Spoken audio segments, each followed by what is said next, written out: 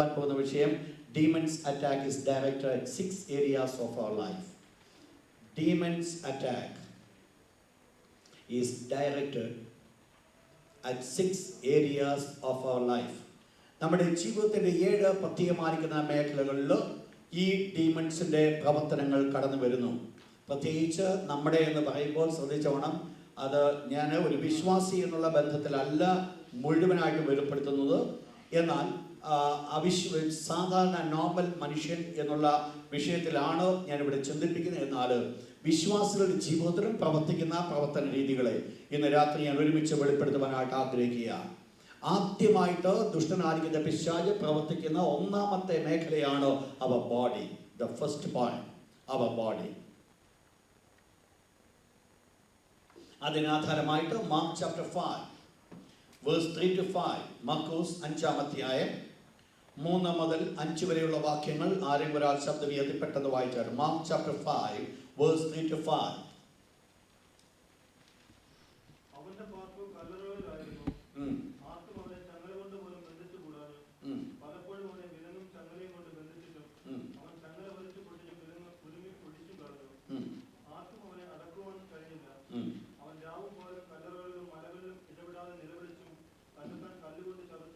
Price God. ഇവിടെ ഈ ഭൂതഗ്രസ്തനായിരിക്കുന്ന ഒരു വ്യക്തിയെ നമ്മളിവിടെ കാണുന്നുണ്ട്. ഇവിടെ ഒരു പൊസസ്ഡ് മനുഷ്യനെയാണ് നമ്മളിവിടെ കാണുന്നത്. ഭൂതം ബാധിക്കപ്പെട്ട ഒരു വ്യക്തി. ഞാൻ കഴിഞ്ഞ ആഴ്ചയിൽ നമ്മൾ പഠിക്കുകയുണ്ടായി, 2 രീതികളിലാണ് അത് പ്രവർത്തിക്കുക. 1 ഇൻഫ്ലുവൻസ് ചെലുത്തുന്നു, 2 പൊസസ് ചെലുത്തുന്നു. പൊസസ് ചെയ്യുന്നത് എവിടെയാണെന്നോ നമ്മൾ ചിന്തിക്കുകയുണ്ടായി. എവിടെയാ പൊസസ് ചെയ്യുന്നത്? സോൾ. ശ്രദ്ധിച്ച് ഇരുന്ന് ഉത്തരം പറയണം കേട്ടോ. ഓക്കെ, നമ്മൾ പറയുണ്ടായി മനുഷ്യന്റെ ശരീരത്തിന്മേൽ അതിന് ഫുള്ളി കൺട്രോൾ ഉണ്ട്. എന്നാൽ അത് പൊസസ് ചെയ്യുന്നത് അത് സോളിലാണ് പൊസസ് ചെയ്യുന്നത്. ഇവിടെ ഒരു ഡീമൺ പൊസഷൻ ഉള്ള ഒരു വ്യക്തിയെ നമ്മളിവിടെ കാണുക. എന്താ ഈ ഡീമൺസ് ഈ വ്യക്തി ചെയ്യുന്നത്? ഒന്നാമത്തെ സംഗതിയാണ് ഇറ്റ് ഡിസ്ട്രോയ്സ് ദ ബോഡി. ഒന്നാമത്തെ പോയിന്റ് ബോഡി എന്ന് കൊടുത്തിട്ട് next demons want to destroy the body. പിശാച് അല്ലെങ്കിൽ അഥവാ അശുദ്ധാത്മാവ് നമ്മുടെ ശരീരത്തെ നശിപ്പിക്കുവാനായിട്ട് ആഗ്രഹിക്കുന്നു. ഇതിൽ കൂടെ ചില ആത്മീയ സത്യങ്ങളൂടെ നിങ്ങൾക്ക് ഞാൻ വെളിപ്പെടുത്തിടുവാൻ ആഗ്രഹിക്കുന്നുണ്ട്. അപ്പോൾ ഇവിടെ നമ്മൾ കാണുന്നത് ഈ ഭൂതഗ്രസ്തനായിരിക്കുന്ന മനുഷ്യൻ എന്ത് ചെയ്തു? അവനെ തന്നെത്താൻ കല്ല് ശരീരത്തോട്ട് ഇടിച്ച് തന്നെത്താൻ ചതച്ചുകൊണ്ടിരുന്നു. കാരണം ഇവന് പോലും അറിയത്തില്ല അവനവൻ്റെ ശരീരത്തെയാണ് നശിപ്പിക്കുന്നത്. മനസ്സിലായില്ലയോ? ചില സമയത്ത് ചില മനുഷ്യർക്ക് ഒരു വിവരവും കാണത്തില്ല എന്താ ചെയ്യുന്നു. തല കൊണ്ട് കഥയെ കൊണ്ടിടിക്കുന്നു, കൈയും കാലും എടുത്ത് നെഞ്ചത്തടിക്കുന്നു. ഇതൊക്കെ അതിൻ്റെ ഒരു തുടക്കമാണ്. ഓക്കെ, ഞാൻ പറഞ്ഞ് മനസ്സിലായോ? ബോഡി, നമ്മുടെ ശരീരം എന്ന് പറയുന്നത് ദൈവത്തിൻ്റെ മന്ദിരമാണ്.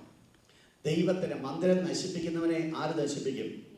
ദൈവം നശിപ്പിക്കും. ശ്രദ്ധിച്ചോണേ, നമ്മുടെ ശരീരം അത് ഈ ഡീമൺ പൊസഷനിലേക്ക് കടന്നു വരുമ്പോൾ നമ്മുടെ ശരീരത്തെ അത് നശിപ്പിക്കുവാനായിട്ട് ആഗ്രഹിക്കുന്നു. അപ്പോൾ അതിൻ്റെ മെയിൻ എയിം എന്ന് പറയുന്നത് നാശമാണ്. ഈ പ്രത്യേകമായിരിക്കുന്ന സ്ഥാനത്ത് നിന്നുകൊണ്ട് ഞാൻ പറയട്ടെ, അനേക ദേവന്മാരും ദേവികളും ഇന്ന് ഈ ലോകത്തിലുണ്ട്.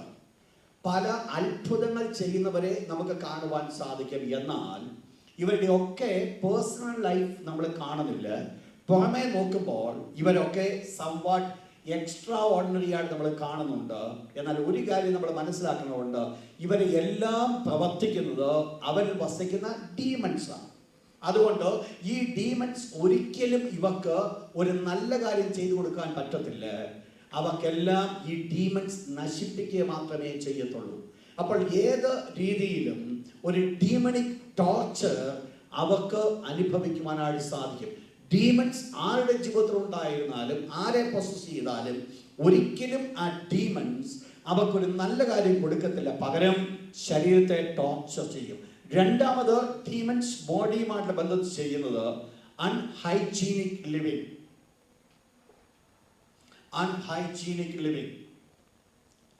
ഒരു പക്ഷേ നിങ്ങൾക്ക് ഒരു അത്ഭുതം തോന്നുമായിരിക്കും, ഞാൻ എന്തിനായി എന്ന് പറയുന്നത്. എനിക്ക് ഒരാളെ അറിയാം. ഏതാണ്ട് 20-നും 24 വയസ്സിനും ഇടയ്ക്കുള്ള ഒരു പെൺകുട്ടി. ആ പെൺകുട്ടിയുടെ റൂമിലേക്ക് കയറി ചെന്ന് കഴിഞ്ഞാൽ അത് ആ കട്ടിൽ നിന്ന് എഴുന്നേറ്റ് ഓടുന്ന ഒരൊറ്റ സമയമുള്ളൂ. ആരെങ്കിലും ദൈവദാസന്മാർ ആ വീട്ടിൽ ചെന്നാൽ, വിസിറ്റ് റൂം ചെന്നത് ഇറങ്ങി കഴിഞ്ഞാൽ ഉടനെ ഈ പെൺകുട്ടി ഓടിപ്പോകും. ഈ UAE നടക്കുന്ന ഒരു സംഭവം ഞാൻ പറഞ്ഞു. ഈ പെൺകുട്ടിയുടെ റൂമിൽ ഒരാൾ ഒരു ദിവസം ചെന്നു, എല്ലാം ഒന്ന് ക്ലീൻ ചെയ്യാനായിട്ട് നോക്കി. അദ്ദേഹം എന്നോട് പറയുകയായിരുന്നു, ആ പില്ലോയിൽ ആ കട്ടിലെ കിടക്കുന്നതായിരിക്കുന്ന തലമുടിയും താഴത്തെ തലമുടിയെല്ലാം കൂടെ പെറുക്കിയെടുത്തപ്പോൾ, പെറുക്കിയെല്ലാം തൂത്തുവാരി എടുത്തപ്പോൾ ഒരു കെട്ടുമുടി ഉണ്ടായിരുന്നു. അതുകൊണ്ട് കച്ചറാക്കളെ ഈ പെൺകൊച്ച് കിടക്കുന്ന ആ കട്ടിലെ കൂടെ ഇഷ്ടം പോലെ പാറ്റ അങ്ങോട്ടും ഇങ്ങോട്ടും ഓടിക്കൊണ്ടിരിക്കുക. ഒരു രീതിയിൽ നോൺ സ്റ്റോപ്പായിട്ട് അതിൻ്റെ പ്രവർത്തനം ചെയ്യുന്നു. ഇതിലൊക്കെ അത്ഭുതം, ഏതാണ്ട് 30-35 ദിവസത്തോളവും അത് വെള്ളം പോലും കണ്ടിട്ടില്ല. എന്ന് പറഞ്ഞാൽ കുടിക്കാൻ വെള്ളം കാണും, അത് കുളിച്ചിട്ടേ ഇല്ല. അതിൻ്റെ ശരീരത്ത് കിടക്കുന്ന ഉടുപ്പ് ഏതാണ്ട് ഒരാഴ്ച കൂടുതലായിട്ട് അത് തന്നെ ഇട്ടുകൊണ്ട് നടക്കുന്നു. അത് പുതയ്ക്കുന്ന പുതപ്പ് കണ്ടു കഴിഞ്ഞാൽ തിരിച്ചങ്ങോട്ട് അടുക്കത്തില്ല. ആകപ്പാടെ മുഴുവനൊരു ഡാർക്കൻഡ് തിങ്.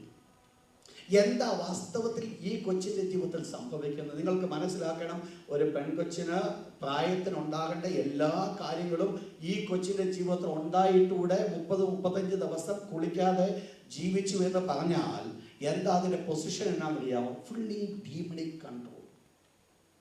അപ്പൊ എന്താ ഇത് ചെയ്യുന്നറിയാമോ? ഡീമൺസ് വൺസ് പൊസസ് ചെയ്ത് കഴിയുമ്പോൾ ഒരു അൺഹൈജീനിക് ലിവിങ്ങിലേക്കായി വരെ നടത്തുന്നത്. ചുറ്റുപാടുകൾ എങ്ങനെ കടന്നാലും യാതൊരു ബുദ്ധിമുട്ടുമില്ല, ഏത് കണ്ടീഷനിലും ജീവിക്കുവാനായിട്ട് സാധിക്കും. എന്നാൽ നമ്മൾ മനസ്സിലാക്കിക്കോണം, ഇത് ഡീമൺസിന്റെ, ആ ശരീരത്തെ നശിപ്പിക്കുന്ന ഡീമൺസിന്റെ ഒരു പ്രവർത്തനമാണ്. ദൈവമക്കളുടെ ജീവിതത്തിൽ ഇത് കടന്നു വരത്തില്ല. ദൈവമക്കളുടെ ജീവിതത്തിൽ പൊസസ് ചെയ്യുവാൻ സാധ്യമല്ല. അതുകൊണ്ട് ദൈവമക്കളുടെ ശരീരത്തെ അതിന് നശിപ്പിക്കുവാൻ സാധ്യമല്ല. ശ്രദ്ധിക്കണം ഈ പോയിന്റ്. ദൈവമക്കളുടെ ശരീരത്തെ ഈ ഡീമണിക് അത് നശിപ്പിക്കില്ല. എന്നാൽ ഡീമണിന് നശിപ്പിക്കുവാൻ സാധിക്കുന്ന, ദൈവമക്കളുടെ ജീവിതത്തിൽ കൂടെ നശിപ്പിക്കുവാൻ സാധിക്കുന്ന ഒരു മേഖലയുണ്ട്. അതാണ് സിക്നസ്, പല രോഗങ്ങൾ.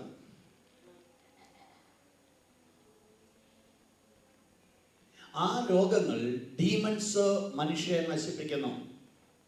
പ്രത്യേകിച്ച് നമ്മൾ മനസ്സിലാക്കിക്കോണം, വിട്ടുമാറുവാൻ സാധിക്കാത്ത രോഗത്തിൻ്റെ ഒരു ബേസിക് കോസ് ഇതാകാനും ചാൻസ് ഉണ്ട്, അല്ലാതാകാനും ചാൻസ് ഉണ്ട്. ഇത് പൂർണ്ണമായിട്ട് അതുകൊണ്ട് അത് തന്നെയാണെന്നല്ല ഞാൻ പറഞ്ഞു വരുന്നത്. എന്നാൽ പ്രധാനമായിട്ട് വിട്ടുമാറാത്ത രോഗങ്ങളുടെ ഒരു മെയിൻ കോസ് ഒരു ഡീമണിക് അറ്റാക്ക് ആയിരിക്കും. നിങ്ങൾക്കറിയാം, ഇയ്യോബിനെ ദൈവം പിശാചിന്റെ കരങ്ങളിലേക്ക് വിട്ടുകൊടുത്തപ്പോൾ പിശാച് ഇയ്യോബിന്റെ ജീവിതത്തിൽ ചെയ്തത് ഒരിക്കലും സൗഖ്യമാകാത്ത പരുക്കളാൽ ഇയ്യോബിനെ മുഴുവൻ ബാധിച്ചു.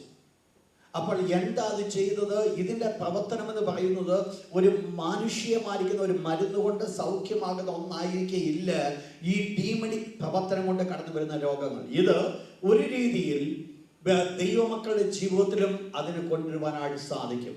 ഡീമണിക് അറ്റാക്ക് ശരീരത്തെ പല രോഗങ്ങൾ കൊണ്ടിട്ട് പ്രയാസപ്പെടുത്തുവാനായിട്ട് സാധിക്കും. പല രോഗങ്ങളോട് ഞാൻ ആ പേരുകളോ ഇപ്പോൾ വെളിപ്പെടുത്തുവാൻ ഞാൻ ആഗ്രഹിക്കുന്നില്ല. രണ്ടാമത്തെ വിഷയത്തിൽ ഞാൻ കടന്നു പോട്ടെ. അവ സോൾ, നമ്മുടെ പ്രാണൻ.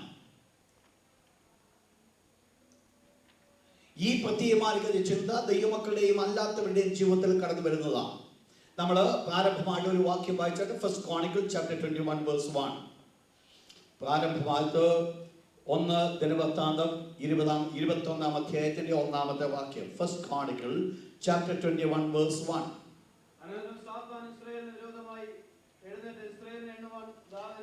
ഇസ്രായേലിനെ എണ്ണുവാൻ ദാവീദിന് തോന്നിച്ചു. ദാവീദിന് തോന്നൽ കൊടുത്തു, ഇമാജിനേഷൻ. തൻ്റെ ചിന്തയിലേക്ക് ഒരു ചിന്ത കൊണ്ടുവന്നിട്ടു. സാധാരണയായിട്ട് ഡീമൺ അറ്റാക്ക് ചെയ്യുന്ന ഒരു മേഖലയാണ് ചിന്തകൾ കൊണ്ടുവരിക. The soul. സോളില് പ്രധാനമായിട്ട് 3 കാര്യങ്ങളാണ്. ഒന്ന് മൈൻഡ്, ഇമോഷൻ ആൻഡ് വിൽ.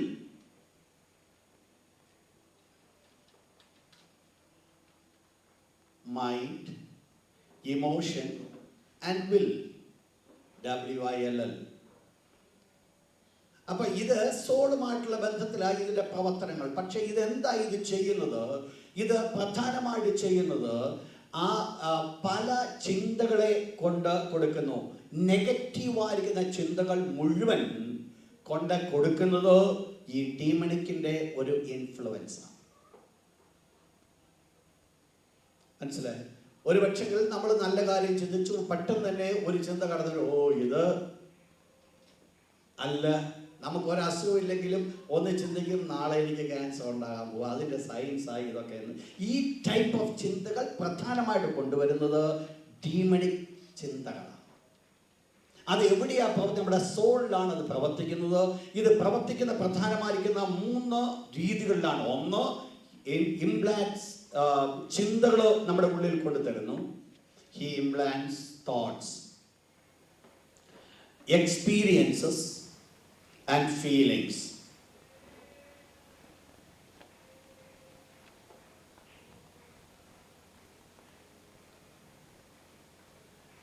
ഈ കാര്യങ്ങൾ കൊണ്ടുവന്നാണ് നമ്മുടെ ഉള്ളിലേക്ക് കൊണ്ടുവരുന്നത്. പെട്ടെന്ന് എക്സ്പീരിയൻസ്, നമുക്കറിയാം പണ്ട് ഇന്ന പോലെ ഇന്ന വീട്ടിൽ ഇന്ന ആളിന് ഇന്ന പോലെ ഒരു കാലുവേദന ഉണ്ടായിരുന്നു, പിന്നെ കണ്ടുപിടിച്ചപ്പോഴാണ് മനസ്സിലായത് അത് കിഡ്നിയുടെ അസുഖമാണ്. ഇപ്പോൾ എനിക്കുണ്ട് കാലുവേദന, എന്തോ അസുഖം? എക്സ്പീരിയൻസ്. ഏതാ കഴിഞ്ഞ കാലങ്ങളിൽ എവിടെയോ നടന്നതായിരിക്കുന്ന ചിന്തകൾ, അതിൻ്റെ അനുഭവങ്ങൾ നമ്മുടെ ജീവിതത്തിൽ കൊണ്ട് കുത്തിവെക്കുക. ഈ പ്രാരമുള്ള ചിന്തകളൊക്കെ കൊണ്ടുവരുന്നത് ഡീമണിക് ഇൻഫ്ലുവൻസ് ആണ് കൊണ്ടുവരുന്നത്. ഡീമണിക് ഇൻഫ്ലുവൻസ് ഞാൻ ആദ്യം പറഞ്ഞു ചിന്തകളിലാണ് കൊണ്ടുവരുന്നത്. ഈ ചിന്ത എന്ന് പറയുന്നത് ഒരു കൊച്ചു കാര്യമല്ല. ചിന്ത എന്ന് പറയുന്നത് വായിച്ചോട്ടെ, 2 Corinthians chapter 10 verse 4 and 5. 2 Corinthians chapter 10 verse 4 and 5. ഈ പർട്ടിക്കുലർ വിഷയം തന്നെ ശരിയായിട്ട് ഒരു മെസ്സേജിനുള്ള ടോപ്പിക്ക്. ആ പർട്ടിക്കുലർ ഭാഗം ഡീപ് മിസ്റ്ററീസ് ഒത്തിരി അതിനകത്തുണ്ട്. നിങ്ങൾ വീട്ടിൽ പോയി നിങ്ങൾ വായിക്കുക. 2 Corinthians chapter 10 verse 4 and 5. വായിച്ചോട്ടെ വാക്യം. ഞങ്ങളുടെ പോരിന്റെ ആയുധങ്ങളോ ജഡീകങ്ങളല്ല. അപ്പൊ ഞങ്ങളുടെ അപ്പോസ്തലനായ പൗലോസ് ഇപ്രകാരം പറയുന്നു, ഞങ്ങളുടെ പോരിന്റെ ഞങ്ങളുടെ യുദ്ധത്തിന്റെ ആയുധങ്ങൾ ജഡീകങ്ങളല്ല, ജഡീകമാർക്കുന്ന ആയുധങ്ങളല്ല. പിന്നെ എന്താ? കോട്ടകളെ ഇടിപ്പാൻ ദൈവസന്നിധിയിലോ ശക്തിയുള്ളവ തന്നെ. പൗലോസ് തീർച്ചയായിട്ടും ഈ ഒരു വാക്യം എഴുതിയപ്പോൾ വളരെ പെട്ടെന്ന് തൻ്റെ കൺമുമ്പിൽ വന്നൊരു വിഷയമായിരിക്കണം യെരിഹോ മതിലോ ദൈവം താഴെയിട്ടത്. എന്നാൽ ഈ ചിന്ത തൻ്റെ ഉള്ളിൽ കൊണ്ടുവന്നപ്പോൾ എന്താണ് ഈ കോട്ട എന്നുള്ളത് അവിടെ വെളിപ്പെടുത്തുന്നുണ്ട്. വായിച്ചോട്ടെ 5th verse, 5ാമത്തെ വാക്യം. അവയാൽ ഞങ്ങൾ സങ്കല്പങ്ങളും ദൈവത്തിന്റെ പരിജ്ഞാനത്തിന് വിരോധമായി പൊങ്ങുന്ന എല്ലാ ഉയർച്ചയും ഇടിച്ചു കളഞ്ഞ് ഏത് വിചാരത്തെയും ക്രിസ്തുവിനോടുള്ള അനുസരണത്തിനായി. അവിടെ പറയുന്നു അവയാൽ ഞങ്ങൾ എന്ത് ചെയ്യുന്നു? സകല സങ്കല്പങ്ങളും. ഒന്ന്, സങ്കല്പങ്ങൾ. 2, ദൈവത്തിന്റെ പരിജ്ഞാനത്തിന് വിരോധമായി പൊങ്ങുന്ന എല്ലാ ഉയർച്ചയും. കരങ്ങൾ ഉയർത്തി ദൈവത്തിന് ഹല്ലേലൂയ പറഞ്ഞാട്ടോ. അപ്പൊ ദൈവത്തിന്റെ പരിജ്ഞാനത്തിന് വിരോധമായി പൊങ്ങുന്ന എല്ലാ ഉയർച്ചയും അതെന്ത് ചെയ്യുക? ഇടിച്ചു കളയുക. അപ്പൊ ഇടിക്കേണ്ട 2 വിഷയങ്ങളാണ് ദൈവത്തിന്റെ വിശുദ്ധ വചനത്തിൽ നമ്മെ പഠിപ്പിക്കുന്നത്. ഒന്ന് സങ്കല്പങ്ങൾ. സങ്കല്പങ്ങളെ ഇടിച്ചേ പറ്റത്തുള്ളൂ. സങ്കല്പം ഇടിച്ചേ പറ്റത്തുള്ളൂ എന്ന് പറഞ്ഞാൽ ഒരു യെരിഹോ കോട്ട പോലെ ഉയർന്നു നിൽക്കുന്ന ശക്തമായിരിക്കുന്ന ഒരു മതിലാണ് ദൈവമക്കൾ അനുഗ്രഹിക്കപ്പെടാതിരിക്കുവാൻ തക്കവണ്ണമുള്ള ഒരു മതിലാണ് സങ്കല്പങ്ങൾ എന്ന് പറയുന്നത്. അത് മാത്രമല്ല, രണ്ടാമത് പറയുന്നു ഈ ദൈവത്തിന്റെ പരിജ്ഞാനത്തിന് വിരോധമായി പൊങ്ങുന്ന എല്ലാ ഉയർച്ചകളും. അപ്പോൾ ഉയർച്ചകൾ ഏതിനാ? ദൈവത്തിന്റെ പരിജ്ഞാനത്തിനോ വിരോധമായി. അപ്പോൾ ദൈവത്തിന്റെ പരിജ്ഞാന വിരുദ്ധമായി പൊങ്ങുന്നതായിരിക്കുന്ന ഉയർച്ചകൾ, ഇതിനെ നമ്മൾ എന്ത് ചെയ്തേ പറ്റത്തുള്ളൂ? ഇടിച്ചു കളഞ്ഞേ പറ്റത്തുള്ളൂ. എന്നിട്ട് നെക്സ്റ്റ് വേർഡ് പറയുന്നത് വളരെ ഗൗരവമായിട്ട് എടുക്കേണ്ടത്, ആ ഭാഗം മാത്രം ഒന്ന് അണ്ടർലൈൻ ചെയ്യുക. യെസ്, ഏത് വിചാരത്തെയും ക്രിസ്തുവിനോടുള്ള അനുസരണത്തിനായി പിടിച്ച് അണ്ടർലൈൻ ദാറ്റ് വേഴ്സ്. ഏത് വിചാരത്തെയും ക്രിസ്തുവിനോടുള്ള അനുസരണത്തിനായി എന്ത് ചെയ്യണം? പിടിച്ചെടുക്കണം, പിടിച്ചടക്കണം. എന്ന് പറഞ്ഞാൽ ചിന്തകളെ വിചാരങ്ങളെ വെറുതെ വിട്ടാൽ അതെന്തായിത്തീരും? വളരെ ദോഷമായി തീരും. നമ്മൾ ഒരു കാര്യം നമ്മൾ മനസ്സിലാക്കണം, ദൈവമക്കളുടെ ജീവിതത്തിൽ നെഗറ്റീവായിരിക്കുന്ന ചിന്തകൾ മാത്രമല്ല കഴുകി ശുദ്ധീകരിക്കപ്പെടേണ്ടത്, അല്ലാത്ത ചിന്തകളുടെ കഴുകി ശുദ്ധീകരിക്കപ്പെടണം. ഒരു വാക്യം ഒന്ന് വായിച്ചാട്ടെ. എബ്രായ ലേഖനം, Hebrews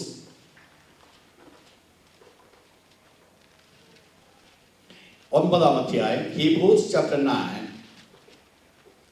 Hebrews chapter 9 verse 13 and 14.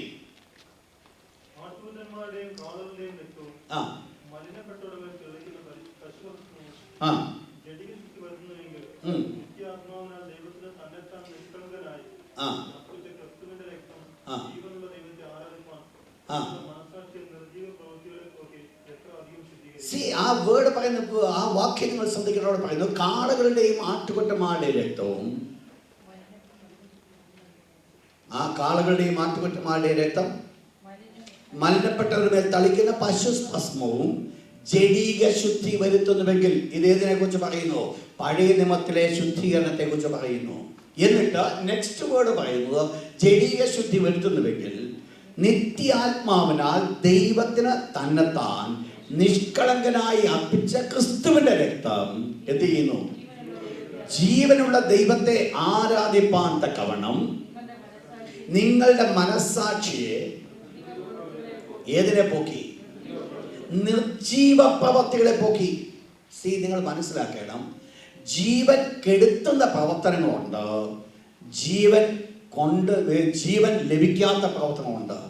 ജീവൻ കെടുത്തുന്ന പ്രവർത്തനം എന്ന് പറഞ്ഞാൽ, ഞാനൊരു പാപം ചെയ്തു, പക്ഷെ ഒരു പാപം ചെയ്താൽ ഞാൻ എന്തുവാ നഷ്ടപ്പെടുത്തുന്നേ? എനിക്കുള്ള ജീവൻ ഞാൻ നഷ്ടപ്പെടുത്തുക. ദൈവകൃപയിൽ എന്ത് പറ്റി? നിങ്ങൾ മനസ്സിലാക്കണം, ദൈവമക്കളുടെ ജീവിതത്തിൽ പാപം കടന്നു വരുമ്പോൾ അവരായിരിക്കുന്ന ദൈവകൃപയുടെ ലെവലിൽ നിന്ന് താഴോട്ട് താഴുകയാണ്. എന്നാൽ വിശുദ്ധിയിൽ അവർ മുൻപോട്ട് കടന്നുപോയി ദൈവകൃപ അവർ അനുഭവിക്കുന്നിടത്തോളം ദൈവത്തിന്റെ കൃപയിൽ അവർ വളർന്ന് മുൻപോട്ട് പോവുകയാണ്.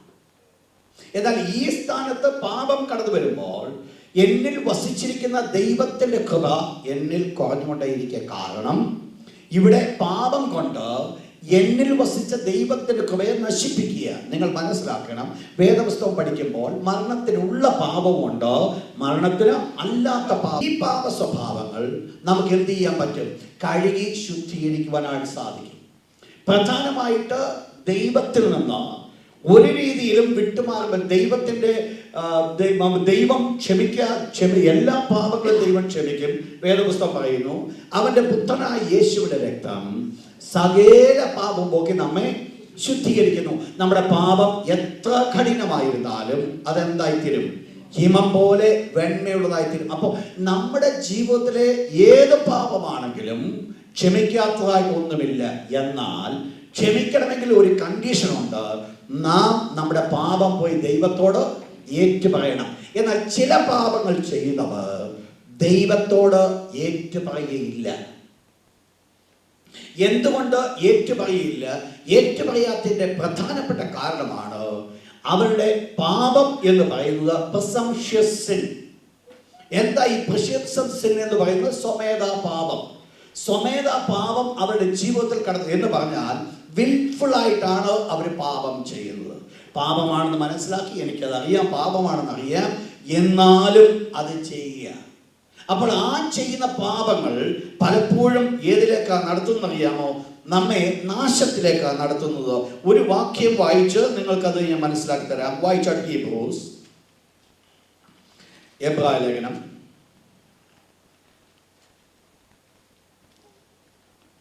10-ാം അധ്യായത്തിൽ 26-27 വാക്യം വായിച്ചു. ആ വാക്യം പറയുന്നു, സത്യത്തിന്റെ പരിജ്ഞാനം ലഭിച്ച ശേഷം നാം മനഃപൂർവ്വം പാപം ചെയ്താൽ പിന്നീട് എന്താ അവിടെ ഇല്ലാത്തത്? പാപങ്ങൾക്ക് വേണ്ടി ഇനി എന്തില്ല എന്ന് പറഞ്ഞാൽ ഈ വ്യക്തി ലിറ്ററലി അനുദപിച്ചാൽ യേശു ക്ഷമിക്കത്തില്ലേ? തീർച്ചയായിട്ടും ക്ഷമിക്കും. പക്ഷെങ്കിൽ ഈ വ്യക്തിക്ക് എന്ത് ചെയ്യാൻ പറ്റത്തില്ല? അനുദപിക്കാൻ പറ്റത്തില്ല. എന്താ അനുദപിക്കാൻ പറ്റാത്തതിന് കാരണം? അവൻ മനഃപൂർവ്വം, കാരണം തൻ്റെ മൈൻഡ് അതിനകത്ത് സെറ്റാക്കി. വായിച്ചാണ് ഒരു വാക്യം കൂടെ, Hebrews chapter 6 verse 4, 5 and 6. See, ആ വേർഡാണ് ഇതിന്റെ അടിസ്ഥാനപരമായിരിക്കുന്ന വേർഡ്. ഇതാണ് അതിന്റെ ആ ക്ലാരിറ്റിയിൽ നമ്മൾ ഈ വിഷയം മനസ്സിലാക്കുന്ന വേർഡിൽ നിന്നാണ്. അവിടെ പറയുന്നു ഒരിക്കൽ പ്രകാശനം ലഭിച്ച ശേഷം. അപ്പോൾ എന്തുമായി പ്രകാശനം പ്രാപിക്കുക എന്ന് പറയുന്നത്? രക്ഷിക്കപ്പെടുക, കർത്താവിനെ കണ്ടുമുട്ടുക. ഒരിക്കൽ പ്രകാശനം ലഭിച്ച ശേഷം സ്വർഗീയദാനം ആസ്വദിക്കുകയും. എന്തുവാ സ്വർഗീയദാനം? രക്ഷ. രക്ഷ എന്നുള്ളതാണ് ദൈവത്തിന്റെ ദാനം. നെക്സ്റ്റ്, പരിശുദ്ധാത്മാവിനെ പ്രാപിക്കുകയും ദൈവത്തിന്റെ നല്ല വചനവും വരുവാനുള്ള ലോകത്തിന്റെ ശക്തിയും ചില എക്സ്പീരിയൻസ് ഒക്കെ ലഭിച്ചവർ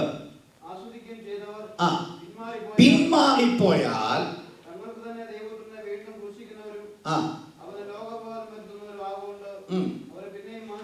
അവരെ പിന്നെയും മാനസാന്തരത്തിലേക്ക് ഒതുക്കുവാൻ കഴിവുള്ളതല്ല.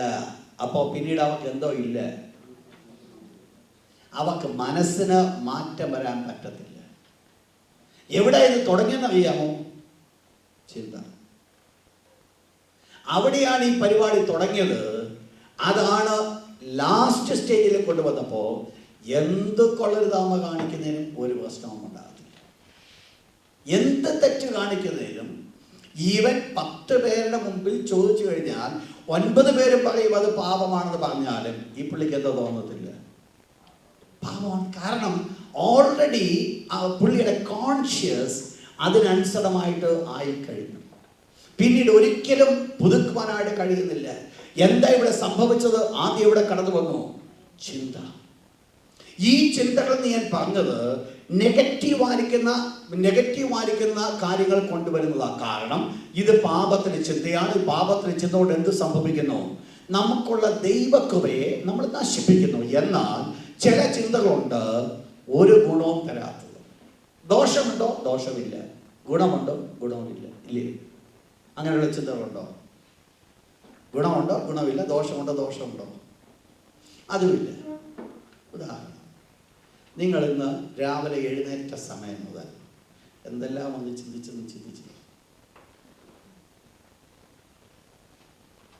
ഇതെല്ലാം ചിന്തിച്ചു.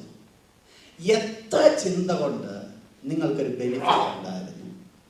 എത്ര ചിന്ത കൊണ്ട് ഗുണവുമില്ല, ദോഷവുമില്ല? പറഞ്ഞു മനസ്സിലായോ? വല്ലതും ചിന്തിക്കുന്നുണ്ടോ? അങ്ങനെ ചിന്തിക്കുന്നില്ല ആരും. മനസ്സിലായി? ഞാൻ പറഞ്ഞു മനസ്സിലായി. ഒരു 5 മിനിറ്റ് നിങ്ങളെ മാറ്റി ഒറ്റയ്ക്കൊന്ന് ഇരുത്ത്. എന്തെല്ലാം ചിന്തിക്കും? വക്രതയിൽ ചിന്തിക്കുന്നവരുണ്ട്. അവരുടെ കാര്യങ്ങൾ ഞാൻ പറഞ്ഞു വരുന്നത്. നല്ല ശുദ്ധ മനസ്സുള്ളവർ അവർ ചിന്തിക്കുന്നത് എന്തുവാ? ഇവിടെ വന്ന് നല്ല അനുഗ്രഹിക്കപ്പെട്ട ബൈബിൾ ക്ലാസ് കേൾക്കുമ്പോഴും ചിന്തയെവിടെ? ഞാൻ ഇന്ന് വൈകിട്ടത്തെ എന്തുവാ ഡിന്നറിൻ്റെ കൊണ്ട് എന്തെങ്കിലും ദോഷമുണ്ടോ? അതിന് ദോഷമുണ്ടോ?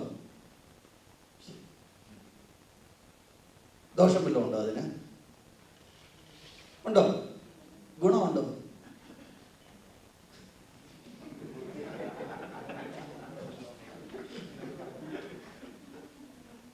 ആക്ച്വലി എന്താ വാസ്തവത്തിൽ ഈ ചിന്ത കൊണ്ട് ഗുണവുമില്ല. പക്ഷെങ്കിൽ ദൈവത്തിന്റെ വിശുദ്ധ വചനം പറയുന്നു ഈ ചിന്തകളെ വരെ എന്തോ ചെയ്യണമെന്നാണ്? ശുദ്ധീകരിക്കണമെന്നാണ്. മനസ്സിലായോ?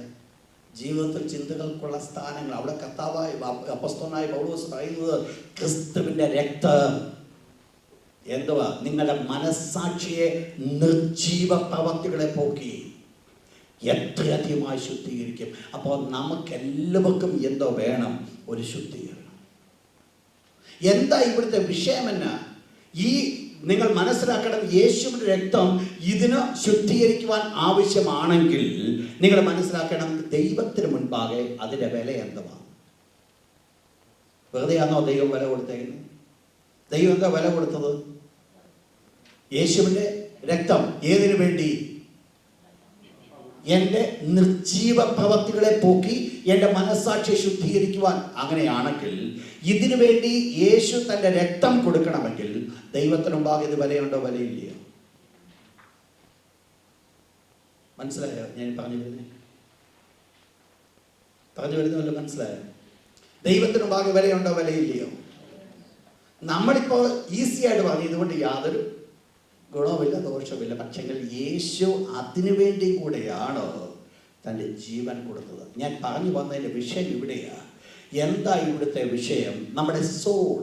ആ സോളിൽ ഡീമണിക് ഇൻഫ്ലുവൻസ് കടന്നു വരുവാനായിട്ട് സാധിക്കും.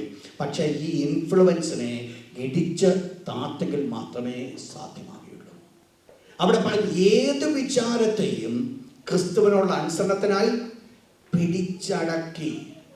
നിങ്ങൾ മനസ്സിലാക്കണം, ശുശ്രൂഷയിലേക്ക് ദൈവം എന്നെ നയിച്ചിട്ട് അനേക വർഷങ്ങളായി. ഈ വർഷങ്ങളുടെ ഇടയ്ക്ക് ഇഷ്ടംപോലെ പരിചയങ്ങൾ, അനുഭവങ്ങൾ എനിക്കുണ്ടായിട്ടുണ്ട്. എന്നോട് ചില പ്രിയപ്പെട്ടവർ വന്ന് എന്നോട് പറയാറുണ്ട്, പാസ്റ്ററെ എന്നോട് ദൈവാത്മാവ് ഇങ്ങനെ സംസാരിച്ചു, അതിനനുസരിച്ച് ഞാൻ ഇങ്ങനെ ചെയ്യുവാൻ പോകുകയാണ്. ഒരല്പം കഴിയുമ്പോൾ അതിന് വിരുദ്ധമായിട്ട് പ്രവർത്തിക്കുന്നതായിട്ട് കാണുന്നുണ്ട്. വാസ്തവത്തിൽ എന്താ സംഭവിച്ചത്? അന്ന് അവരുടെ വിചാരത്തെ ദൈവത്തിന് വേണ്ടി പിടിച്ചടക്കി. പക്ഷേ പിന്നെന്ത് പറ്റിയില്ല? ഈ വിചാരത്തെ പിടിച്ചടക്കുവാനായിട്ട് സാധ്യമായില്ല.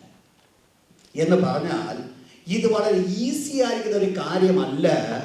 ഏത് വിചാരത്തെയും ക്രിസ്തുവിൻ്റെ അനുസരണത്തിനായിട്ട് പിടിച്ചടക്കുക എന്ന് പറഞ്ഞാൽ ഒരു യെരിഹോ മതിൽ ഇടിച്ചപ്പോൾ എത്രമാത്രം പ്രയത്നം അതിനകത്ത് ആവശ്യമായിരുന്നുവോ അത്രത്തോളം പ്രയത്നം ഇതിനകത്ത് ആവശ്യമാണ്. അനുഗ്രഹിക്കപ്പെട്ട ഒരു ദൈവദാസനിപ്രകാരം പറയുകയുണ്ടായി, നിങ്ങളുടെ ജീവിതത്തിൽ ദിനംതോറും കടന്നു വരുന്ന നിങ്ങൾ അടിമപ്പെടുത്തിക്കൊണ്ടിരുന്ന പാപങ്ങളുണ്ട് എങ്കിൽ നിങ്ങളത് വെള്ള പേപ്പറിനകത്ത് അത് എഴുതി, പാപം ഞങ്ങൾ ലിറ്ററലി എഴുതിയിട്ട് അതിൻ്റെ പുറത്ത് ഒന്ന് എഴുതണം. യോഹന്നാൻ 1:9 അവൻ്റെ പുത്രനായ യേശുവിൻ്റെ രക്തം സകല പാപവും പോക്കി ശുദ്ധീകരിക്കുന്നത്. എന്ത് വരുമെന്നറിയാമോ? ഒരു വലിയ ഡെലിവറൻസ് ജീവിതത്തിലേക്ക്. ക്രിസ്തീയ ജീവിതം നമ്മൾ അനുഭവിക്കേണ്ട ജീവിതമാണ്. വളരെ ഈസി ആയിരിക്കുന്ന ഒരു കാര്യമല്ല. എന്നാൽ നമ്മുടെ വിചാരങ്ങളെ ഒന്ന് പിടിച്ചടക്കേണ്ടത് ആവശ്യമാണ്. പിശാചിന് പ്രവർത്തിക്കുവാൻ സാധിക്കും, അശുദ്ധാത്മാവിന് പ്രവർത്തിക്കുവാൻ സാധിക്കും. കഴിഞ്ഞ നാളുകളിൽ നമ്മുടെ എക്സ്പീരിയൻസ് അതിനനുസരമായിട്ട് നമ്മെ വീഴിക്കുവാനായിട്ട് മൂന്നാമത്തെ വിഷയത്തിലേക്ക് ഞാൻ കടന്നു പോകട്ടെ. മൂന്നാമത്തത് our spiritual life or our spirit.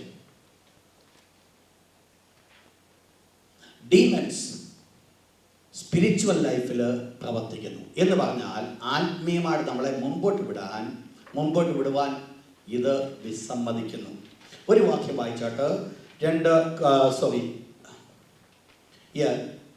2 Corinthians 4:4. 2 Corinthians chapter 4 verse 4. പെട്ടെന്ന് മനസ്സിലാക്കാൻ പറ്റും നിങ്ങൾക്ക് എങ്ങനെയാ ഈ സംഭവം എന്നുള്ളത്. 2 Corinthians 4:4.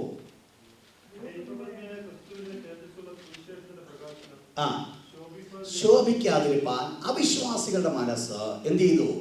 കുരുടാക്കി. അപ്പോൾ ഈ ഡീമൻസ് അഥവാ അശുദ്ധാത്മാക്കൾ ചെയ്യുന്ന എന്തുവാണെന്നറിയാമോ? ദൈവത്തിൻ്റെ വചനം പ്രവർത്തിക്കാതിരിക്കുവാൻ തക്കവണ്ണം മനസ്സിനെ എന്ത് ചെയ്യുക? കുരുടാക്കുന്നു. ആത്മീയമായിട്ട് നമ്മളെ മുമ്പോട്ട് വിടുവാൻ സമ്മതിക്കുന്നില്ല. പ്രധാനമായിട്ട് 4 ഏരിയ ആണ് അതിനനുസരിച്ച് അവർ ചൂസ് ചെയ്യുന്നത്. ഒന്ന്, neglecting the word of God. ദൈവവചനം നെഗ്ലക്റ്റ് ചെയ്യുക.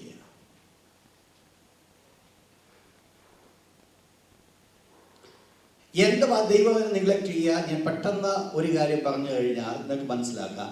ഇന്ന് ബൈബിൾ വായിച്ച എത്ര പേരുണ്ട്? ഓക്കെ, എന്താ വായിച്ചേ?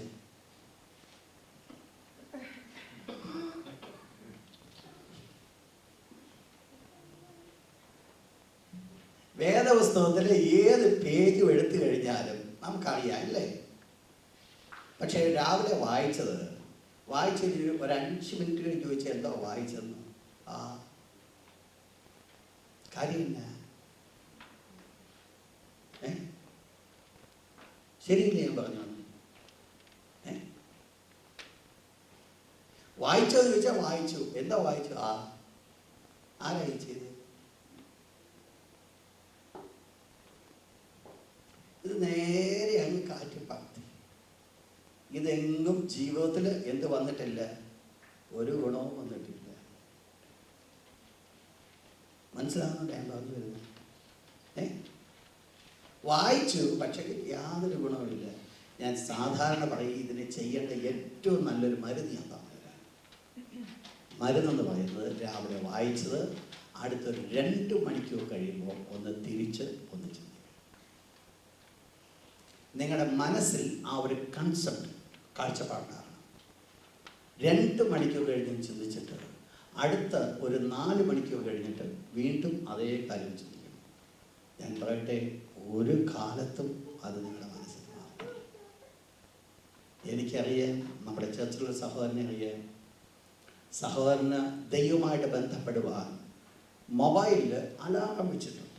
എവറി അവർ, എല്ലാ മണിക്കൂറും അദ്ദേഹം കൂടെ ഇരിക്കുന്ന സമയത്ത് കീന്ന് കേൾക്കാൻ പറ്റും.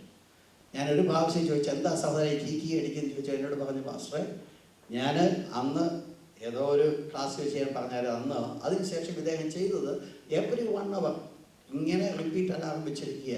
അലാറം അടിക്കുമ്പോൾ അദ്ദേഹം ഓർക്കും, ഇപ്പം ഞാൻ ദൈവത്തെ ഒന്ന് വിളിക്കേണ്ട സമയം. ഇഷ്ടംപോലെ നമുക്ക് ചാൻസസ് ലഭിക്കുന്നുണ്ട്. We can use it. അപ്പം എന്ത് വരുമെന്ന് അറിയാം, നമ്മൾ കൂടെ നമ്മൾ ധ്യാനിക്കാനായിട്ട് ശ്രമിക്കണം. ഇല്ല എങ്കിൽ ഒരിക്കലും നമുക്കത് മനസ്സിലാക്കുവാൻ സാധ്യമല്ല. ഒന്നാമത്തെ വിഷയമാണ് neglecting the word of God. രണ്ടാമത്തേതാണ് പ്രയർ, പ്രാർത്ഥനാ ജീവിതം. മുടക്കുന്നില്ലയോ?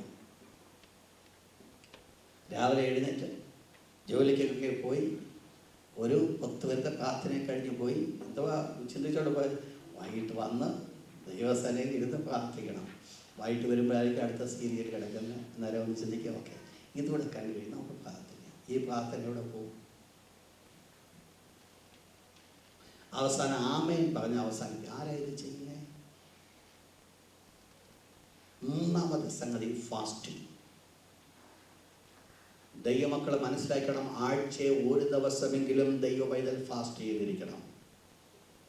If you are A child of God, at least ഒരു ദിവസമെങ്കിലും ഇൻ എ വീക്ക് ഫാസ്റ്റ് ചെയ്യേണ്ടത് ആവശ്യമാണ്. അതിലാണ് നമ്മുടെ ബോഡിയെ നമ്മൾ കൺട്രോളിൽ കൊണ്ടുവരുന്നത്. നാലാമത്തത് വളരെ പ്രാധാന്യപ്പെട്ട മേഖല, ഫെലോഷിപ്പ് വിത്ത് ദ സെയിൻറ്റ്സ്. ദൈവമക്കളുമായിട്ട് കൂട്ടായ്മ.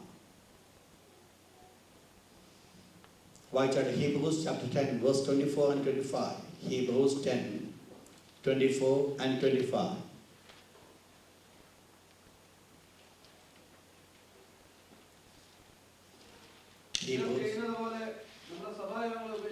ചിലർ ചെയ്യുന്ന പോലെ എന്തോ ചെയ്യരുത്, നമ്മുടെ സഭായോഗങ്ങളെ ഉപേക്ഷയായി വിചാരിക്കരുത്. Do not neglect the fellowship with the saints. അതിൽ വളരെ വിലയുണ്ട്. It's not a silly thing. കൊച്ചു കാര്യമല്ല. ദൈവം വെച്ചിരിക്കുന്നൊരു വ്യവസ്ഥ അന്നേ ഉണ്ട് ഈ ഒരു പരിപാടി.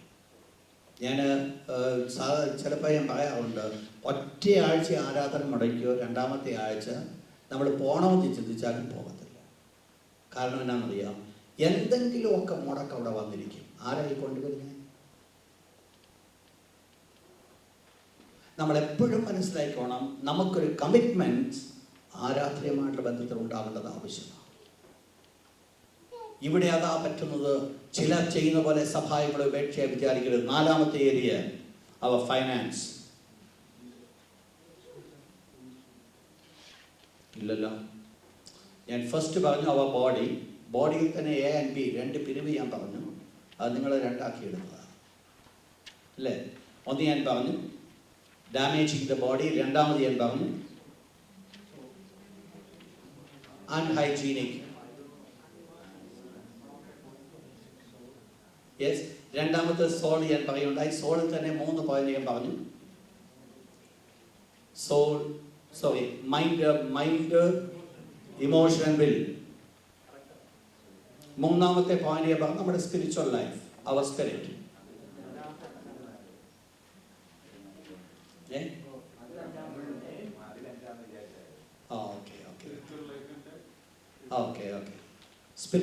സ്പിരിച്വൽ ലൈഫ് 3-ാമത്തെ പോയിന്റാണ് അവിടെ spirit. 4th one, our finance. സാമ്പത്തികമായ വിഷയത്തിന്മേൽ. വായിച്ചോട്ടെ, Job chapter 1 verse 20 and 21. Job 1:20 and 21.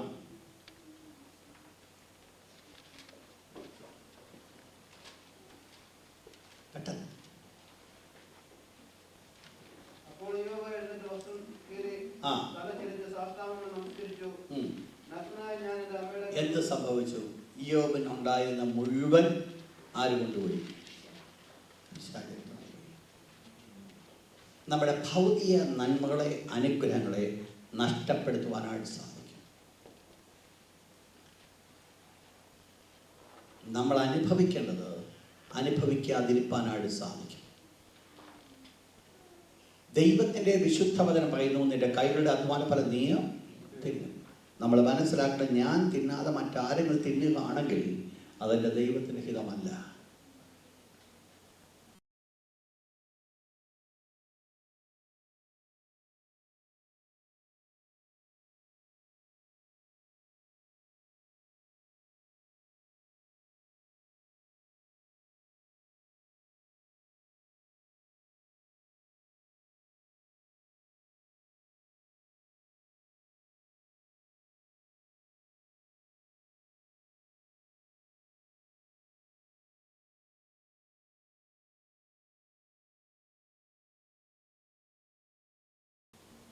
അപ്പോൾ ദൈവത്തിൻ്റെ ഹിതമെന്ന് പറയുന്നത് ഫൈനാൻഷ്യലി നമ്മൾ അനുഗ്രഹിക്കപ്പെടണം എന്നുള്ള ദൈവത്തിൻ്റെ ഹിതമായിരിക്കുമ്പോൾ, ദുഷ്ടനായ പിശാചാണ് നമ്മുടെ ഫൈനാൻസിനെ നാശത്തിലേക്ക് കൊണ്ടുപോകുന്നത്. ഞാൻ പെട്ടെന്ന് മുൻപോട്ട് കടന്നു പോകട്ടെ. 5th one, അവർ മിനിസ്ട്രി.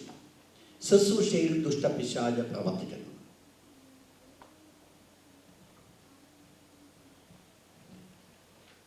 വായിച്ചാൽ 1 Thessalonians chapter 2 verse 18. 1 തെസ്സലോനിക്കയിലെ 2-ാം അധ്യായം 18-ാമത്തെ വാക്യം. 1 തെസ്സലോനിക്കർ 2-ാം അധ്യായം 18-ാമത്തെ വാക്യം. അതുകൊണ്ട് നിങ്ങളുടെ അടുക്കൽ വരുവാൻ ഞങ്ങൾ വിശേഷാൽ പൗലോസായ ഞാൻ വിചാരിച്ചു. അപ്പോസ്തലനായ പൗലോസ് തെസ്സലോനിക്കർക്ക് എഴുതുമ്പോൾ ഇപ്രകാരം പറയുന്നു, നിങ്ങളുടെ അടുത്തിൽ വരുവാൻ ഞാൻ 1-2 വട്ടം വിചാരിച്ചു. എന്നാൽ സാത്താൻ ഞങ്ങളെ തടുത്തു. അപ്പൊ പൗലോസിനെ എന്തോ ചെയ്തു? ശുശ്രൂഷയില് ദുഷ്ടപിശാച് എതിർക്കുവാനായിട്ട് സാധിക്കും. ഒപ്പോസിഷൻസ് എഴുന്നേൽപ്പിക്കുവാനായിട്ട് സാധിക്കും. ഒരു പക്ഷെങ്കിൽ നമ്മൾ തന്നെ മുൻപോട്ട് പോകുന്നതിന് തടസ്സം കൊണ്ടുവരുവാനായിട്ട് സാധിക്കും. ഒരുപക്ഷെ നിങ്ങൾ ചോദിക്കുമായിരിക്കാം, ദൈവമല്ലേ സർവശക്തൻ, പിന്നെ എന്താ ഇത് സംഭവിച്ച? ഇതിനും ദൈവത്തിന് പർപ്പസ് ഉണ്ട്. അപ്പോൾ ഇവിടെ എന്താ സംഭവിക്കുന്നത്? ശുശ്രൂഷയ്ക്ക് മുൻപോട്ട് കടന്നു പോകാൻ സാധിക്കാതെ ശുശ്രൂഷയെ മുടക്കുന്നതായിട്ട് നമ്മൾ കാണുന്നു. ഒരു വാക്യം കൂടെ ഒന്ന് വായിച്ചിട്ട് 1 Timothy chapter 1 verse 19 and 20. 1 Timotheos 1-ാം അധ്യായം 19-20 വാക്യം. ചില നല്ല മനസാക്ഷി തള്ളിക്കളഞ്ഞിട്ട് എന്ത് പറ്റി? അവരുടെ വിശ്വാസ കപ്പൽ തകർന്നുപോയി. ആ താഴത്തെ വാക്യങ്ങൾ നിങ്ങൾ വായിച്ചെടുത്തത്. പൗലോസ് പറയുകയാണ്, ഹുമനിയോസും അലക്സാണ്ടറും ഈ കൂട്ടത്തിലുള്ളവരാകുന്നു. എന്നിട്ട് ഇറ്റ്സ് എ മിസ്റ്ററി. അവ ദൂഷണം പറയാതിരിക്കാൻ പഠിക്കേണ്ടതിനാ ഞാൻ അവരെ സാത്താന്റെ ദൂതന്റെ കരങ്ങളിൽ ഫലമേൽപ്പിച്ചു. സാത്താന്റെ കയ്യിൽ ഫലമേൽപ്പിച്ചു. അപ്പോസ്തലനായ ഇറ്റ്സ് എ മിസ്റ്ററി. കാരണം ആ വാക്യം ഞാൻ വ്യാഖ്യാനിക്കാൻ ഞാൻ താല്പര്യപ്പെടുന്നില്ല. കാരണം നമ്മൾ കർത്താവിൻ്റെ അടുക്കൽ ചെന്നിട്ട് ചോദിക്കേണ്ട പല ചോദ്യങ്ങളുണ്ട്. അതിലൊക്കെ ഒന്നൊക്കെ ആയത് ദൈവം നിങ്ങൾക്ക് പ്രായവും പക്വതയും സ്പിരിച്വലി വളർച്ചയൊക്കെ തരുമ്പോൾ ഈ വാക്യത്തിലൊക്കെ അർത്ഥം നമുക്ക് മനസ്സിലാക്കാൻ പറ്റും. ഇപ്പോൾ നമ്മളത് മനസ്സിലാക്കേണ്ട കാര്യങ്ങളൊന്നുമില്ല. ബട്ട് എന്താ ഞാൻ പറഞ്ഞു വന്ന വിഷയം? ഇവിടെ ഹുമനിയോസും അലക്സാണ്ടറും രണ്ടുപേരെ കുറിച്ച് അപ്പോസ്തലനായ പൗലോസ് പറയുന്നു, അവരുടെ വിശ്വാസ കപ്പൽ അവർ തകർന്നുപോയി. അവർ വീണു പോകുവാനായിട്ട് കാരണമായി തീർന്നു. അവരുടെ മിനിസ്ട്രിയെ കൊണ്ട് നശിപ്പിച്ചു. അവരുടെ ശുശ്രൂഷയെ കൊണ്ട് നശിപ്പിക്കുവാൻ കാരണമായി തീർന്നു. നിങ്ങൾക്കറിയാം, ഇന്ന് ലോകത്തിൽ എത്രയോ ദൈവമക്കളുടെ ശുശ്രൂഷയെ കൊണ്ട് പിശാച് തകർക്കുന്നു, അല്ലേ? പല ഏരിയകളിൽ കൊണ്ട് നിർത്തിക്കൊണ്ട് അവരെ പലതിനു വേണ്ടി പ്രേരിപ്പിച്ചുകൊണ്ട് ശുശ്രൂഷയിലേക്ക് അവർക്ക് മുടക്കം കടന്നു വരുവാൻ കാരണമായിരിക്കുന്നു. ശുശ്രൂഷയിലേക്ക് മുൻപോട്ട് കൊണ്ടുപോകാൻ ഈ നാളുകളിൽ ഒത്തിരി ദൈവദാസന്മാരെ ഡിപ്രഷനിൽ പിശാച് കൊണ്ടുപോകുന്നത് കാണുന്നുണ്ട്. ഞാൻ വരുന്നുണ്ട് ആ വിഷയത്തിലേക്ക്. കഴിഞ്ഞ ദിവസം ഞാൻ കേൾക്കുകയുണ്ടായി, അനുഗ്രഹിക്കപ്പെട്ട ഒരു ദൈവദാസൻ, ദൈവത്തിന് വേണ്ടി ശക്തമായിട്ട് പ്രയോഗിക്കപ്പെട്ടുകൊണ്ടിരുന്ന ഒരു ദൈവദാസൻ ഒരു സുപ്രഭാതത്തിൽ പറഞ്ഞു, ഞാൻ ഇനി മേലാൽ ശുശ്രൂഷയ്ക്ക് പോകുന്നില്ല. തൻ്റെ ജീവിതത്തിൽ കടന്നു വന്നായിരിക്കുന്ന ഒരു ഡിപ്രഷൻ, അതിനകത്ത് താൻ ഫുള്ളി അങ്ങ് മൂടുവാനിടയേറ്റുന്നു. പിശാച് ശുശ്രൂഷയെ നശിപ്പിക്കുന്നു. നിങ്ങൾ മനസ്സിലാക്കിയോണം, നമ്മുടെ എല്ലാവരുടെയും ജീവിതത്തിൽ നമ്മുടെ മുൻപിൽ നിൽക്കുന്ന ശുശ്രൂഷയെ, നമ്മുടെ മുൻപിൽ വെച്ചിരിക്കുന്ന ശുശ്രൂഷയെ ഈ ദുഷ്ടൻ തടയും. ഇവിടെയാണ് ആത്മാവുള്ള ആരാധന ആവശ്യമായിരിക്കുന്നത്. നമ്മൾ ദൈവത്തെ ആത്മാവിൽ നമ്മൾ ആരാധിച്ചുകൊണ്ട് മുൻപോട്ട് കടന്നു പോകുമ്പോൾ നമ്മൾ പോലും അറിയാതെ നമ്മുടെ തടസ്സങ്ങളെ നമ്മൾ തകർത്ത് നമ്മൾ മുൻപോട്ട് പോവുകയാണ്. ആരാധന വെളിപ്പെടുന്നു ആയിരിക്കുന്ന സമയത്ത് അവിടെ രണ്ട് കാര്യം നടക്കുന്നു. ഒന്ന്, നമ്മൾ ശക്തിപ്പെടുന്നുണ്ട്. രണ്ട്, നമ്മുടെ മുൻപിൽ നിൽക്കുന്ന ദുഷ്ടനെ നമ്മൾ തകർക്കുക. ശ്രദ്ധിച്ചോടെ, ഇത് ഒരു ദൈവത്തിന്റെ ജീവിതത്തിൽ വളരെ ആവശ്യമാണ്. പല രീതിയിലായിരിക്കാം ദുഷ്ടൻ കണികൾ ഒരുക്കുന്നത്. എന്നാൽ ദുഷ്ടൻ ഒരുക്കുന്ന കണികളിൽ നമ്മൾ വീണ് പോകുവാൻ ദൈവം നമ്മെക്കുറിച്ച് ആഗ്രഹിക്കുന്നില്ല. അപ്പോൾ ശുശ്രൂഷ, നമ്മുടെ മുൻപിൽ നമുക്കൊരു ശുശ്രൂഷയുണ്ടെന്ന് ദൈവം നമ്മോട് സംസാരിച്ചിട്ടുണ്ടെങ്കിൽ ഞാൻ പറയട്ടെ പ്രിയപ്പെട്ടവരെ, എന്ത് വില കൊടുത്താണെങ്കിലും ആ ശുശ്രൂഷ ഏറ്റെടുക്കുവാൻ നമ്മൾ ശ്രമിക്കേണ്ടത് ആവശ്യം. ശുശ്രൂഷ ഏറ്റെടുക്കുക എന്ന് പറഞ്ഞാൽ എവിടേക്ക് പോയി കുരുട്ടുബുദ്ധി ചെയ്യാനല്ല ഞാൻ പറഞ്ഞു വരുന്നത്. ദൈവത്തിന്റെ മുൻപാകെ മുട്ടുകൾ മടക്കിക്കൊണ്ട് ദൈവത്തിന്റെ വിശുദ്ധമതിൽ ഇപ്രകാരം പഠിപ്പിക്കുന്നു. അതുകൊണ്ട് അവൻ തക്ക സമയത്ത് നിങ്ങളെ ഉയർത്തേണ്ടതാകിയാൽ അവന്റെ ബലമുള്ള കൈക്കീഴോ താണിരിപ്പേ. ഒരു സത്യം ഞാൻ നിങ്ങളോട് പറയാം, ഒരു മനുഷ്യർക്ക് നിങ്ങളെ ഉയർത്തുവാൻ സാധിക്കും. ദൈവകൃപയിൽ ഒരു പരിധി വരെ നിങ്ങളെ വളർത്തുവാൻ സാധിക്കും. എന്നാൽ ഒരൊറ്റ മനുഷ്യൻ നിങ്ങളെ തളർത്തുവാൻ സാധ്യമല്ല. ഞാൻ പറഞ്ഞ പോയിന്റ് മനസ്സിലായോ? ഒരു മനുഷ്യന് നിങ്ങളെ വളർത്തുവാൻ സാധിക്കും, എന്നാൽ ഒരു മനുഷ്യനും നിങ്ങളെ തളർത്തുവാൻ സാധ്യമല്ല. പറഞ്ഞു മനസ്സിലായോ? പറഞ്ഞു മനസ്സിലായോ? മനസ്സിലായില്ലെങ്കിൽ എന്ന് പറയാം. മനുഷ്യർക്ക് നിങ്ങളെ വളർത്തുവാൻ സാധിക്കും എന്ന് പറഞ്ഞാൽ, നമ്മൾ ഒരു വ്യക്തി, ഒരു ദൈവദാസൻ വേറൊരാൾക്ക് വേണ്ടി പ്രാർത്ഥിച്ചപ്പോൾ ഞാൻ മാത്യൂസ് വേറെ പ്രാർത്ഥിക്കുന്നു, കർത്താവേ ഈ പ്രിയ സഹോദരനെ നീ അനുഗ്രഹിക്കണം, നീ എടുത്തുപയോഗിക്കണം. വാസ്തവത്തിൽ ആ പ്രാർത്ഥന സ്വർഗത്തിലെ ദൈവം മാനിച്ച് ദൈവം തന്റെ കൃപയായിരിക്കും പകലിന് മേൽ പകരുന്നത്. ദാറ്റ് മീൻസ് അതുകൊണ്ട് ദൈവകൃപ അദ്ദേഹം പ്രാപിച്ചു. എന്നാൽ ഒരിക്കൽ പോലും എനിക്ക് ആ വ്യക്തിയെ തളർത്തുവാൻ സാധ്യമല്ല. കാരണം അവരുടെ മനസ്സ്, 3 അവരുടെ ആത്മാവ്, 4 അവരുടെ ഫൈനാൻസ്, 5 അവരുടെ ആത്മീയ, അവരുടെ ശുശ്രൂഷ മണ്ഡലം, 6 അവരുടെ ഓൺ ഫാമിലി. ഒന്ന് ശാന്തമായി ചിന്തിച്ചുകൊണ്ട് നമ്മൾ ചെയ്യേണ്ട ഒരു കാര്യമുണ്ട്. എവിടെയാണ് നെക്സ്റ്റ് സ്റ്റെപ്പ് എടുക്കേണ്ടത് മനസ്സിലാക്കി ആ സ്റ്റെപ്പിൽ കൂടെ മുൻപോട്ട് കടന്നു പോകുക. ദൈവം അനുവദിക്കുന്നെങ്കിൽ അടുത്ത ആഴ്ച നമ്മൾ ചിന്തിക്കുവാൻ പോകുന്നത് എങ്ങനെ ഡീമൺസ് എൻ്റർ ചെയ്യും ഒരു മനുഷ്യൻ്റെ ജീവിതത്തിൽ. അതോടുകൂടെ അതിൻ്റെ എക്സോസിസും നമ്മൾ പഠിച്ചുകൊണ്ട് അവസാനിപ്പിക്കുവാൻ ആഗ്രഹിക്കുകയാണ്.